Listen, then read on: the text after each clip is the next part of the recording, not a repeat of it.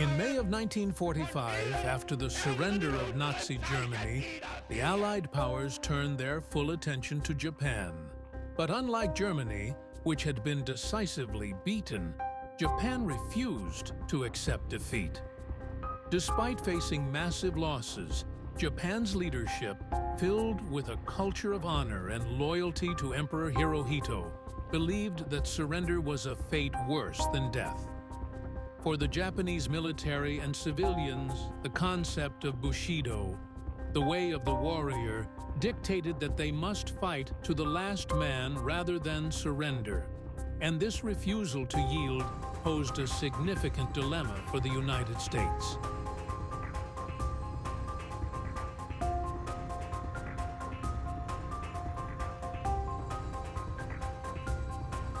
By July 1945, the United States had tested the first atomic bomb as part of the Manhattan Project. This new weapon, developed since 1942, seemed like a quick way to end the war, but using it raised moral and strategic questions. A planned invasion of Japan could cost up to 1 million US lives, and Japan's military, determined to fight, would cause heavy losses as well. On August 6, 1945, the bomb Little Boy was dropped on Hiroshima. 3 days later, Fat Man was dropped on Nagasaki.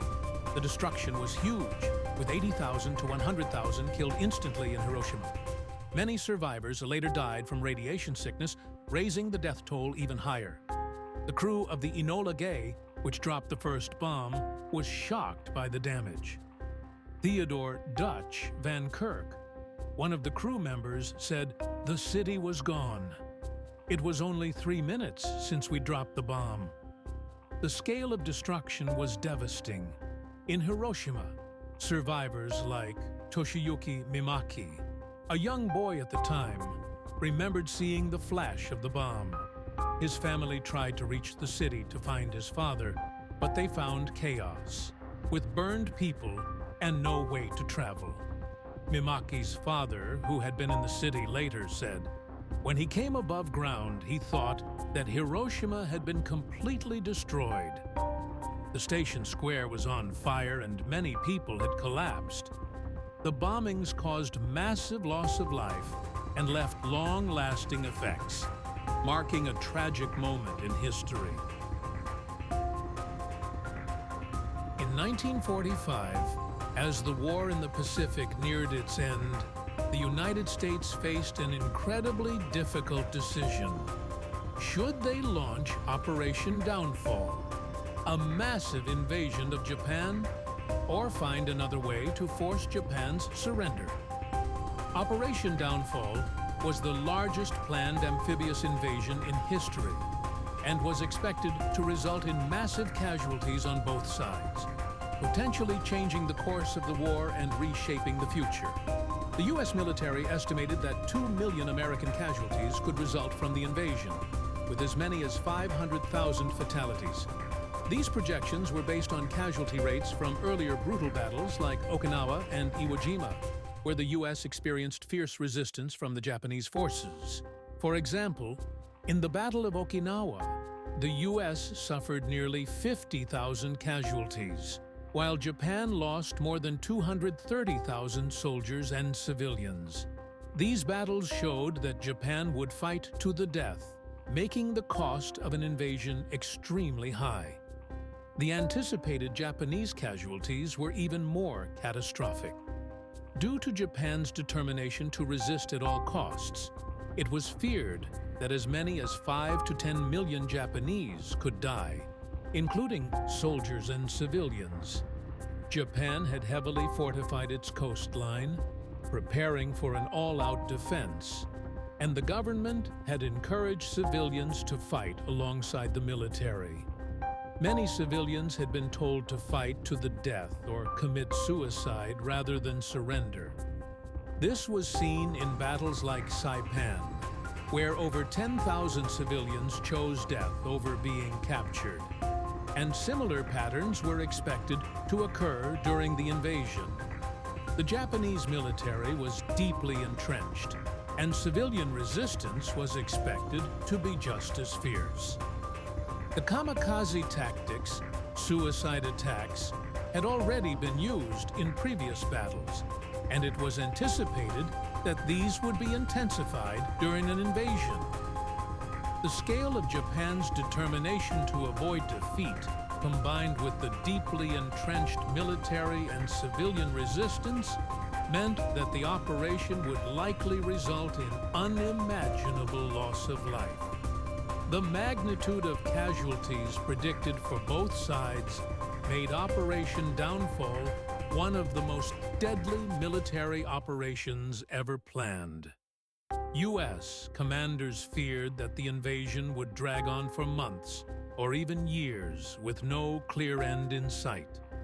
Given the level of resistance expected from Japan, it seemed that the war could only end in total destruction. The decision to drop atomic bombs on Hiroshima and Nagasaki in August 1945 ultimately avoided the full-scale disaster that Operation Downfall would have caused. However, this decision also marked the beginning of the nuclear age, with all the risks that come with it. Today, more than 13,000 nuclear warheads exist across various nations, and the threat of nuclear conflict remains a constant global concern. Even a small nuclear war could have devastating consequences, leading to nuclear winter, a global climate disaster where massive amounts of smoke and soot from nuclear explosions would block sunlight, causing global temperatures to drop significantly.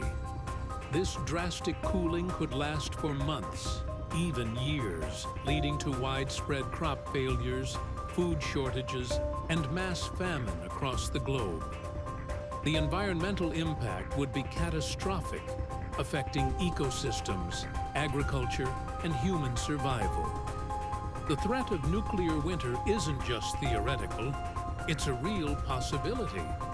A limited nuclear exchange could result in billions of deaths worldwide, not only from the immediate effects of radiation, but also from the long-lasting environmental and societal impacts. The global food supply would be severely disrupted, and the resulting famines would affect people across the world, not just the nations involved in the conflict. While the atomic bomb likely saved millions of lives by avoiding the full-scale invasion, it also created a new and permanent threat: nuclear warfare. The existence of these weapons of mass destruction means that even a small mistake, misunderstanding, or escalation could trigger a catastrophic chain of events. The risk of nuclear war remains a major global issue, and even a limited conflict could result in the destruction of much of humanity. In the end, the atomic bomb may have ended World War II and prevented a massive, bloody invasion, but it also opened the door to an era of constant, life-threatening danger. The nuclear age we live in is a reminder that while wars may come to an end, the consequences can last for generations, constantly threatening the future of humanity. The risk of a nuclear conflict, whether deliberate or accidental, remains one of the greatest threats to global security in the modern world.